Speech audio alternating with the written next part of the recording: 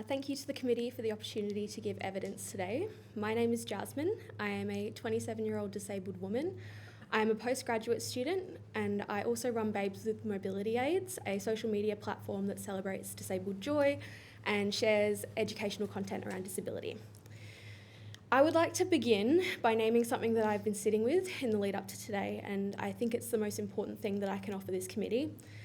I am sitting here in this hearing because I am privileged. I am privileged because at 27, my parents still house me, which means that my basic survival does not depend entirely on what my NDIS plan does or doesn't cover. I am privileged because I had the savings I could spend on flying to Melbourne because I decided this inquiry mattered more than what I had been putting that money aside for. I am privileged because I had the cognitive capacity to write the speech, the time and energy to prepare for it, and the physical ability to sit in this room and deliver it.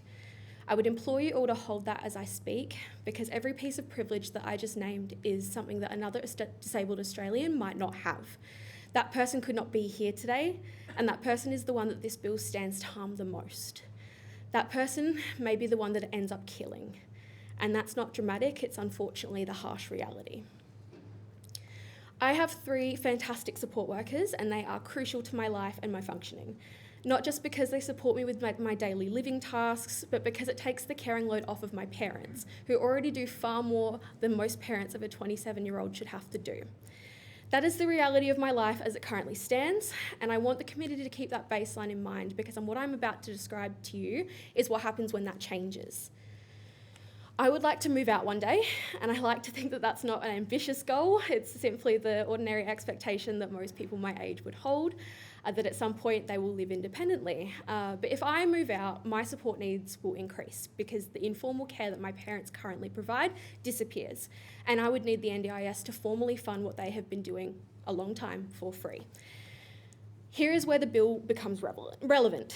Under proposed section 50A, the Minister has the power to alter any participant's plan at renewal, and critically, that alteration will be deemed not to be a reviewable decision. There is no appeal pathway. If my plan were renewed under that provision and supports were removed or reduced, I could not challenge it at the Administrative Review Tribunal. The legal mechanism we have now to fight back would simply cease to exist. And so when I say I'm uncertain as to whether I could secure the support that I would need to live independently, I'm not describing some vague anxiety about a bureaucratic process. I'm describing a specific legislative reality that this bill creates. If I cannot get that support, the consequences are not abstract. My parents would absorb that caring burden back into their lives. This is without recognition, without compensation, and without any support. And they are not alone. This bill will transfer the cost of care away from the government and back onto the families of disabled people.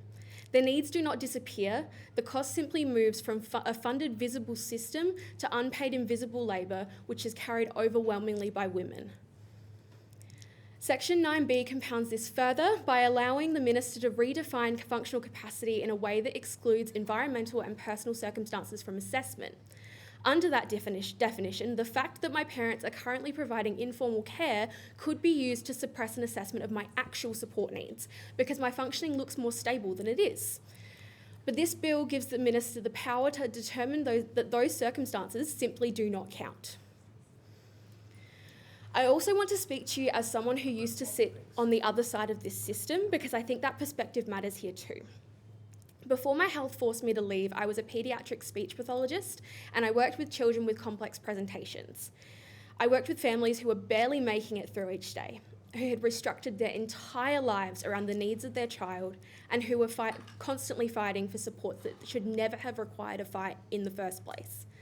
When the NDIS was involved in those cases, it was a gamble. That is truly the only word that accurately describes it. It was a gamble as to whether the planner would engage with the reports that I had written and actually use them to inform the decision that would impact that child's life. Too often, they did not. Too often, decisions were made based on assumptions and on internal KPIs and targets, on processes that were never designed to hold the full complexity of a child's disability or the clinical reasoning of the professionals who had spent months building a picture of their needs. This is already the reality, and this bill will make it significantly worse because sections 59B through 59E of the bill explicitly authorise automatic decision-making by computers, including, and I want to be very, very clear about this because I believe it's unfathomable, for decisions that involve the exercise of a discretion, the formation of a state of mind, or the making of an evaluative judgment. Those are not simple administrative tasks. They are the decisions that determine whether a child receives the therapy that they need to learn how to communicate, whether a person receives the support they need to leave the house, whether someone like me can live independently or must move back home. And this bill says those decisions can be made by a computer. The allied health professionals who write the reports that feed into these assessments spend hours, sometimes days, with a person. They consider context, they consider fluctuation, they understand that disability is not a fixed state. They understand that a person who can stand upright in a clinical assessment room may not be able to get out of bed for the week that follows. No automated system or checklist can fully capture that complexity.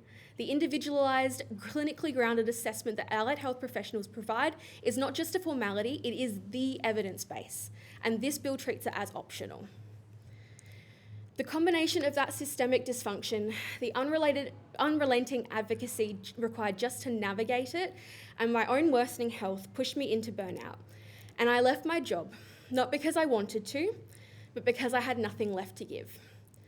I want to be very clear about what that means in the context of this bill, because I feel that it is easy to hear the word burnout and understand it as a personal circumstance rather than a policy consequence. The system as it currently exists before this bill already extracts an unsustainable amount of labour from the disabled people navigating it, from the families supporting them, and from the allied health professionals trying to advocate for them. This bill does not address any of those structural problems. Instead, it removes review rights, authorises automation, and narrows access, and calls that reform.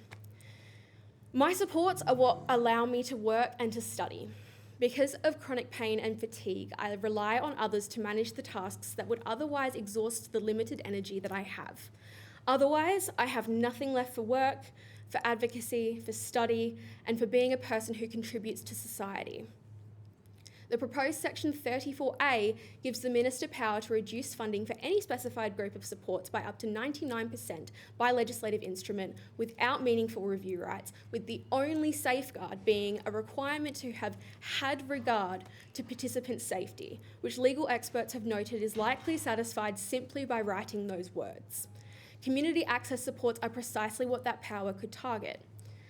Community participation is not a luxury. It is the mechanism in which disabled people remain connected to their own lives. The Disability Royal Commission found with extensive evidence that isolation and segregation are key drivers of violence, abuse, neglect, and exploitation of disabled people, and that autonomy and inclusion are the primary safeguards against those outcomes. This bill moves in precisely the opposite direction from these findings.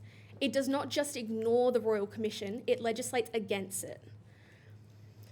Before I finish, I want to briefly name something about this inquiry process because I think it is relevant to the question of how this bill was designed and for whom. The submission window was 2 weeks. 2 weeks for disabled people managing chronic illness, cognitive fatigue, pain, and communication barriers to engage with complex legislation and prepare a formal response. Co-design is a genuine commitment to ensuring the people most affected by a decision have a hand in shaping it, and by that measure, this process has not met that standard. I want to close by returning to where I began. I am here because I am privileged, and that privilege is a source of grief, not pride, because I understand what it means that I am in this room and someone else is not. The person who cannot be here today might have more significant support needs than me, might not have parents who can house them, might not have the energy or the savings or the communication capacity to participate in a process like this one. They might be someone whose supports have already been cut and who is spending every resource they have simply trying to survive. This bill will not affect all disabled people equally. It will fall hardest on the people who are already carrying the most, those with the fewest informal supports, the least capacity to navigate complex systems, the highest barriers to self-advocacy, while simultaneously removing the review rights that would allow them to challenge the decisions made against them. The repeal of Section 31, which provided the scheme's human rights foundation, is not a technicality, it is a clear statement about what this system is now for. I'm asking this committee not just to listen to me, but to the silence in this room. That represents everyone who could not be here today to share their story. I ask that this bill be withdrawn. Thank you. Thank you, Jasmin. Really appreciate it. Thank you so much. Authorised by Steele-John, Australian Greens, Canberra.